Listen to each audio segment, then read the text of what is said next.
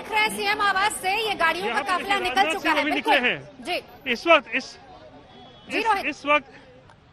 इस वक्त देखिए राजनाथ सिंह का काफिला ये सबसे पहले जो वो निकला है और थोड़ी ही देर में बताया जा रहा है कि नीतीश कुमार भी यहां से निकलेंगे और सीधा राजभवन जाएंगे, जहां पर वो फागू चौहान से मिलकर सरकार बनाने का दावा पेश करेंगे। लेकिन ये काफिला आप देखिए, ये काफिला केंद्रीय रक्षा मंत्री राजनाथ सिंह का काफिला जो है वो निकला है स्टेट गेस्ट हाउस की तरफ।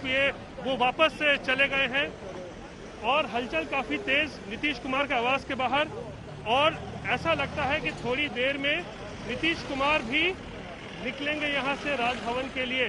तो एनडीए विधायक दल की जो बैठक चल रही थी वो बैठक समाप्त हो गई है। राजनाथ सिंह जो ऑब्जर्वर के तौर पर आए थे बीजेपी के तरफ से, इस बैठक में शामिल हुए थे, वो जो है नीतीश आवास से निकल चुके हैं और स्टेट गेस्ट हाउस में वो इस वक्त गए हैं। और जो जानकारी आ रही है कि थोड़ी देर में नीतीश कुमार भी जो है वो निकलेंगे और राजभवन जाकर सरकार बनाने का दावा पेश करेंगे। नवजोत, बिल्कुल एक तस्वीर जरा सुजीत आपके कैमरे से भी, क्या अपडेट वहां से?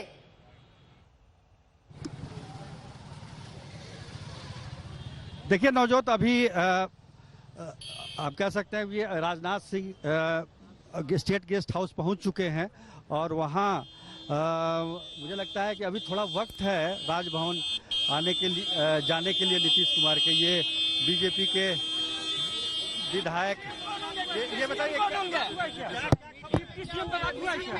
किशोर प्रसाद होंगे हम लोगों के नेता विधानमंडल के, और रेणु जी होंगे उपनेता। डिप्टी सीएम अब जो हो नहीं, अब नहीं हुआ।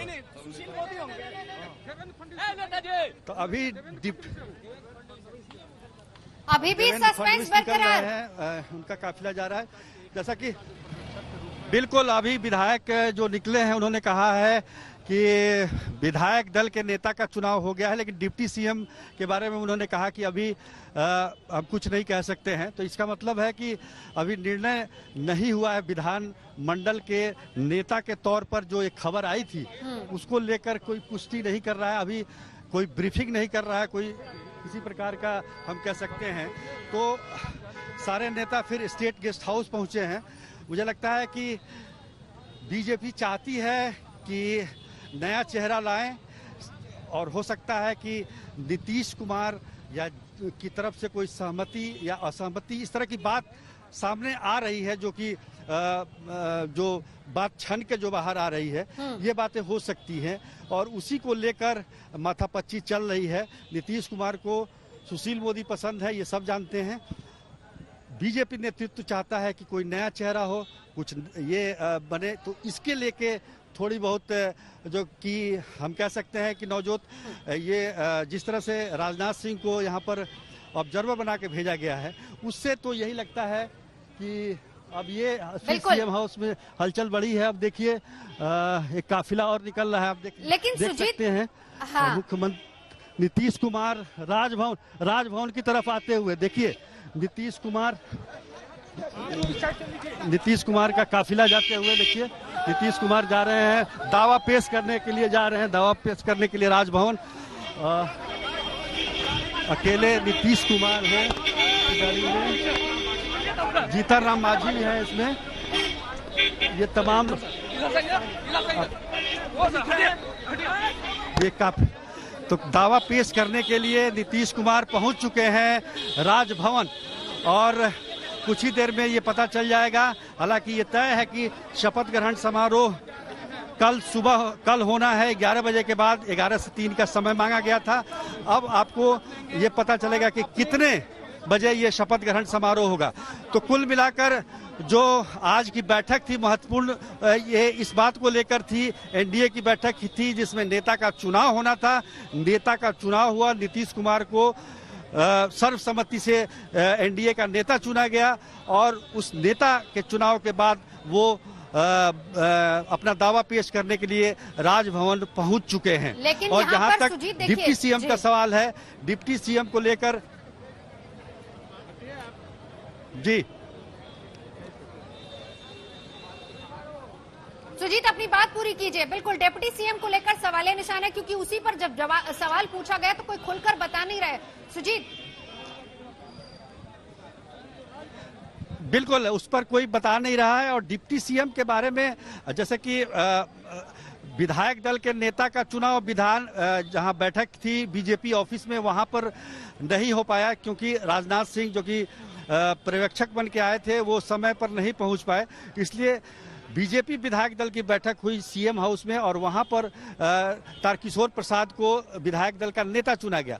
अब ये उसमें से खबर आई कि विधानमंडल के नेता सुशील मोदी होंगे। तो एक इक्वेशन होता है, ये हम कह सकते हैं नवजोत की जाति पाति का भी देखना पड़ता है।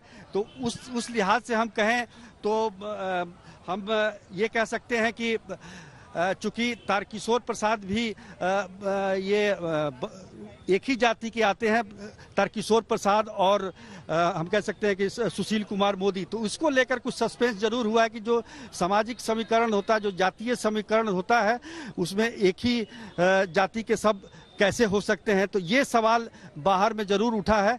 अभी इसको लेकर संशय की स्थिति है, तो इसके बारे में थोड़ी देर हमें इंतजार करना चाहिए, सारी बातें स्पष्ट हो जाएगी। नवजोत बिल्कुल बहुत ज्यादा सस्पेंस है, क्योंकि सुबह भी खुलकर चीजें साफ नहीं हुई थी और उसके बाद जिस तरीके से खबर आ रही थी कि विधानमंडल के नेता सुशील मोदी को चुन लिया गया, फिर उसके बाद विधायक दल का नेता तारकिशोर प्रसाद को चुना गया, तो ऐसे में बहुत सारा कंफ्यूजन। और उस पर भी जब नेता बाहर निकल रहे हैं, आप उनसे बात कर रहे हैं, तो सुशील मोदी के नाम पर कुछ फाइनल हुआ नहीं है, उसको लेकर कुछ क्लैरिटी नहीं आ रही है।